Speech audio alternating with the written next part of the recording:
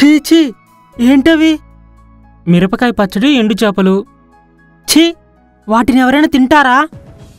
మేం తింటాం, చాలా రుచిగా ఉంటాయి కూడా.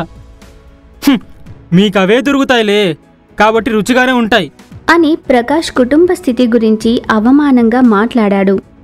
మిగతా విద్యార్థులందరూ ప్రకాష్ని చూసి నవ్వడంతో ప్రకాష్ ఏం మాట్లాడకుండా మౌనంగా ఉండిపోయాడు. కొన్ని రోజుల తర్వాత స్కూల్లో పిక్నిక్ ప్లాన్ చేశారు. క్లాస్ టీచర్ అయిన సరళ మేడం క్లాస్లోకి వచ్చింది. గుడ్ మార్నింగ్ స్టూడెంట్స్, రేపు మీ అందరినీ పిక్నిక్కి తీసుకెళ్తున్నాం.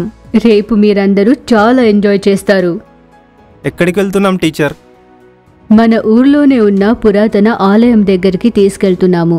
అది శ్రీ కృష్ణదేవరాయలు కట్టించింది అని చెప్పడంతో విద్యార్థులందరూ చప్పట్లు కొడుతూ ఆనందంతో కేకులు వేశారు.